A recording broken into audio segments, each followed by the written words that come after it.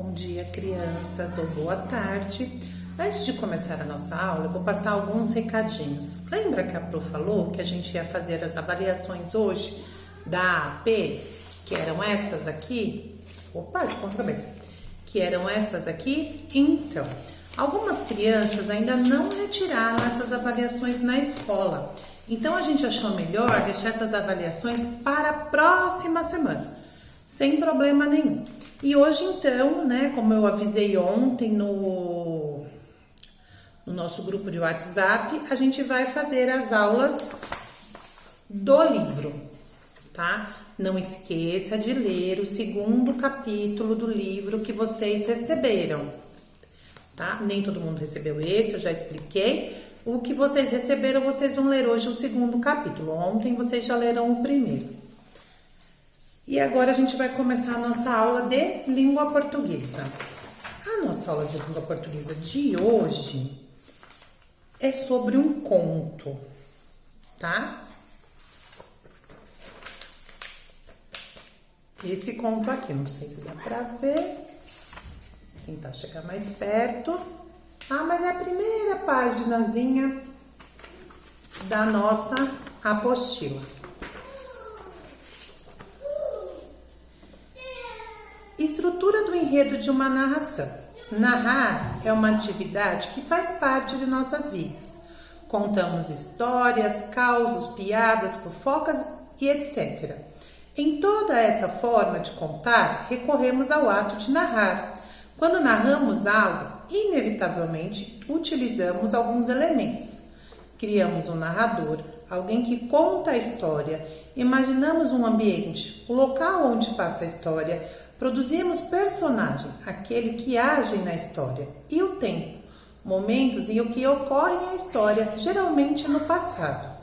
Além desses elementos da narração, que são encontrados em todos os modos de contar histórias diversas, é importante lembrar que toda narrativa também tem uma estrutura de enredo, de história. Quando a gente fala que tem um narrador de futebol, o que acontece? Ele está contando ali tudo o que está acontecendo no campo, né? O jogador jogou a bola para um, jogou a bola para outro, ele está narrando como história tudo o que está acontecendo ali no campo de futebol. Isso é uma narração, só estou dando esse exemplo. Mas tudo que a gente faz é narrar. Quando a gente sonha à noite, de manhã, a gente quer contar esse sonho para a mamãe. A gente narra o sonho para ela, né? Fala, mamãe, essa noite eu sonhei que eu estava num lugar assim, que tinha uma árvore, uma floresta, tinha a vovó estava comigo e eu brincava de bola. Isso é uma narração, tá? Existem as narrações que são fatos, que aconteceram. Você vai narrar sua aula do dia para o seu pai quando chegar à noite. Você vai narrar o futebol, que são fatos. Existe a narração também que pode ser inventada, criada, tá? Situação inicial, momento da narrativa em que são apresentados os personagens, o ambiente e o tempo. Conflito, momento em que é apresentado o problema da história. Desenvolvimento, trechos que são contados o desdobramento da história. Clímax é o ponto em que um problema se intensifica e fica mais perto do fim. É geralmente um momento de muita aflição. E desfecho, o final da história propriamente dito, em que conhecemos o fim planejado pelo autor da narrativa. Então, a gente já explicou isso em sala de aula, né? Para a gente produzir um texto, a gente tem que ter uma iniciação, um conflito, que eu sempre chamo com vocês de um problema, né? Um problema, o desenvolvimento, como é que se deu até acontecer esse problema, e o clímax, que é onde o problema fica ali precisando de uma solução. E o final, que é o desfecho, que geralmente a gente dá a solução para esse problema. Vamos praticar.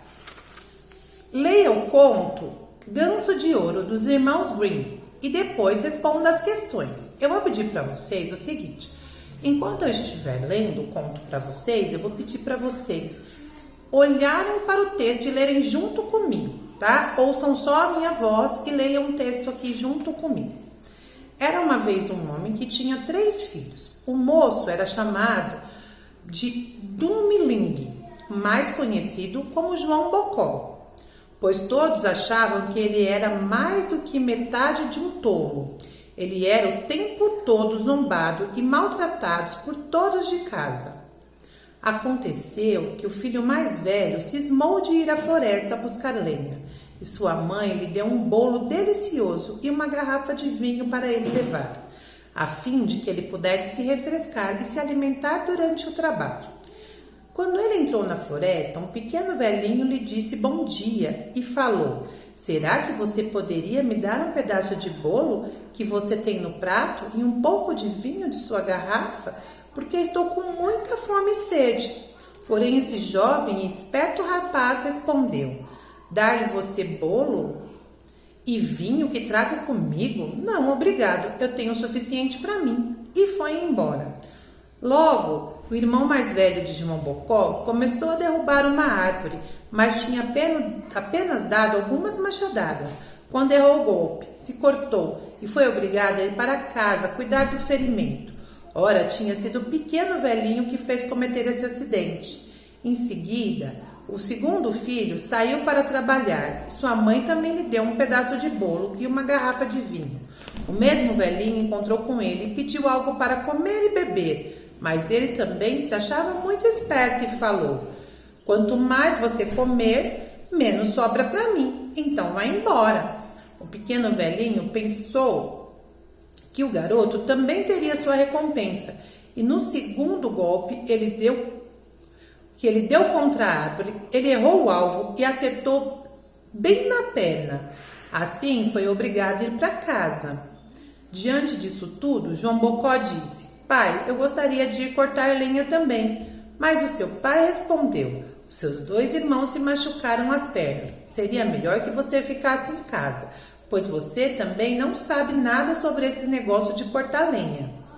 Mas João Bocó era muito teimoso e finalmente seu pai concordou. Vá então, você fica mais esperto quando você sofrer por causa da sua tolice. E sua mãe deu a ele somente um pouco de pão seco e uma garrafa de vinho. Mas quando entrou na floresta, ele encontrou o pequeno velhinho que lhe disse: me dê um pouco de comida e de bebida, pois estou com muita fome e sede. João Bocó disse: eu tenho apenas pão seco e vinho. Se for bom para você, podemos sentar para comer tudo o que temos juntos. Então eles sentaram, e quando o rapaz pegou o pão para comer, eis que isso se transformou num bolo delicioso. O vinho simples, ao saboreá-lo, havia se transformado em um vinho finíssimo. Eles comeram e beberam com satisfação. E quando haviam acabado, o pequeno homem lhe disse: como você tem um bom coração e teve a alegria de dividir tudo comigo, eu lhe darei uma bênção. Ali está uma árvore velha. Corte-a e você encontrará algo embaixo de suas raízes. João Bocó pediu licença e continuou o seu caminho. O garoto pôs-se a trabalhar e derrubou a árvore. Quando ela caiu, encontrou no buraco embaixo das raízes um ganso com penas de puro ouro. Ele pegou o ganso e foi em direção a uma pequena pousada à beira do caminho, onde ele pensou em dormir durante a noite, antes de retornar para casa. E aconteceu que o dono da pousada tinha 3 filhas, mas quando elas viram o ganso, ficaram muito curiosas para saber. Afinal, era uma maravilhosa ave. Queriam muito retirar uma das penas do rabo do ganso. Por fim, disse a mais velha: eu quero e vou conseguir uma pena. Ela esperou até João Bocó fosse dormir e segurou o ganso pela asa. Para sua grande surpresa, ela ficou grudada, pois nem sua mão nem seus dedos conseguiram se soltar. Depois veio a segunda irmã, que também pensou em pegar uma pena, mas no momento em que ela tocou a sua irmã, também ficou grudada. Finalmente veio a terceira irmã. Como as outras, queria uma pena, porém as 2 mais velhas gritaram: se afaste, pelo amor de Deus, se afaste. Ela não entendeu o que queriam dizer. Se elas estão lá, pensou a última irmã, eu também posso. Ela se aproximou e no momento em que tocou, ficou grudada. Ou seja, mais uma presa ao ganso. As 3 irmãs fizeram companhia para o ganso a noite toda no relento. Na manhã seguinte, João Bocó levantou-se e colocou o ganso debaixo dos seus braços. Então percebeu E ele não percebeu de modo nenhum as 3 garotas, mas saiu com elas penduradas pela cidade. Toda vez que ele corria, as irmãs eram forçadas a segui-lo, quer elas quisessem ou não, tão rápido quanto as suas pernas pudessem correr. No meio de um campo, um padre encontrou. Vou voltar de novo. No meio de um campo, um padre os encontrou, e quando ele viu o cortejo, disse: Vocês não se envergonham de si mesmas, suas garotas atrevidas, correndo atrás de um jovem rapaz dessa maneira pelos campos? Esse é um comportamento digno? O padre, muito nervoso, pegou mais a jovem das irmãs pela mão para levá-la embora. Mas, assim que tocou, ele ficou preso imediatamente e seguiu o cortejo, embora totalmente contra sua vontade, pois ele não estava em boa forma para correr tão depressa. Naquele momento, sentiu uma pequena agulhada no dedão do pé direito. Foram andando e encontraram um ajudante do padre, o qual, vendo o seu senhor naquela situação, ou seja, correndo atrás de 3 garotas, ficou espantado e disse: Calma aí, senhor, onde vais com tanta pressa? Tem batizado hoje? O ajudante do padre correu e tocou a roupa do religioso, e eis que ficou grudado também. Enquanto os 5 estavam assim, marchando rapidamente, um atrás do outro, eles encontraram 2 camponeses que vinham do trabalho com suas enxadas, e o padre gritou com toda a força para que eles o ajudassem. Porém, eles mal tocaram a mão no padre e também ficaram na fila. Daí, eles já eram 7, todos correndo junto atrás de João Bocó e do seu ganso. Ora, João Bocó pensou que gostaria de fazer um pequeno passeio antes de ir para casa. Então, ele e os seus acompanhantes, que estavam o seguindo, chegaram em uma cidade onde havia um rei que tinha somente uma filha. A princesa era uma pessoa tão séria e mal-humorada que ninguém conseguia fazê-la rir.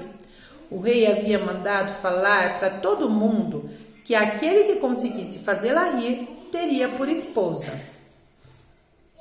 Quando o jovem rapaz soube disso, foi até ela com seu ganso e todos os seus acompanhantes. Assim que ela viu os 7 presos um no outro e correndo juntos, pisando um no calcanhar dos outros, a princesa não conseguiu segurar uma longa e barulhenta gargalhada.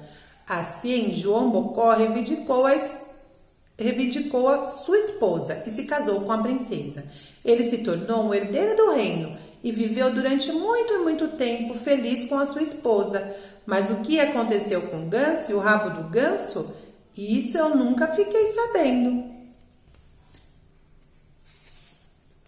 Releia o primeiro parágrafo do conto e identifique os seguintes elementos da situação inicial do enredo, ou seja, da história.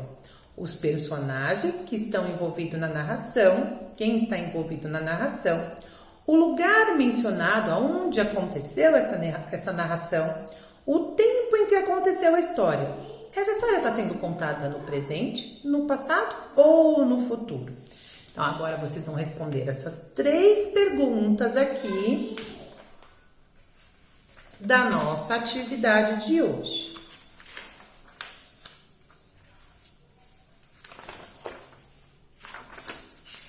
Depois, a gente vai para a próxima página. Que outro ambiente do conto aparece a partir do segundo parágrafo? Marque um X na imagem a seguir. Que outro lugar aparece no segundo parágrafo? Uma floresta? Uma praia? Ou uma cidade? Você vai marcar o xizinho aqui, né, num desses quadradinhos, e depois você vai colocar aqui embaixo como resposta que conflitos que aparecem nesse ambiente. Explique esses conflitos com as suas palavras. E por hoje a gente encerra a nossa atividade de língua portuguesa. Se vocês quiserem reler o conto de novo, porque amanhã a gente vai estar respondendo as outras questões do conto, tá?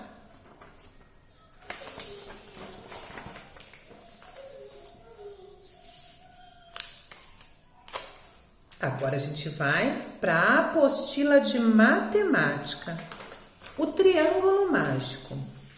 Aqui a gente tem um desafio matemático.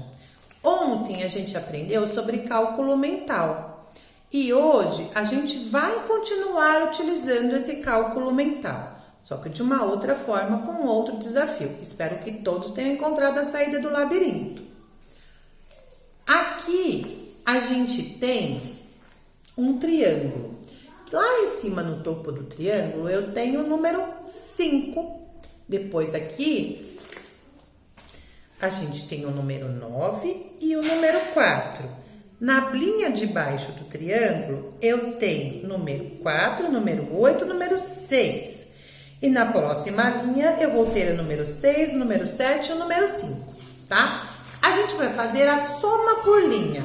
Então, eu vou somar aqui 4 mais 9. Quanto dá 4 mais 9? 13. 13 mais 5, 18. Embaixo, se eu for somar, 4 mais 8, 12. 12 mais 6, 18.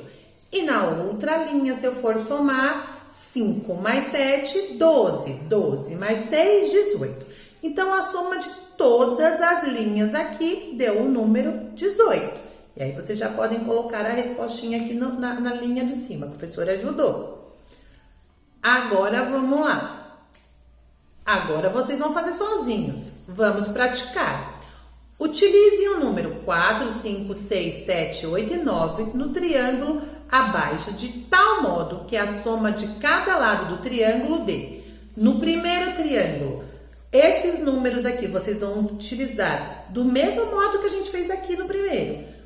A soma do primeiro lado tem que dar 19, a soma do segundo lado tem que dar 19 e a soma aqui de baixo tem que dar 19. Mas usando apenas esses números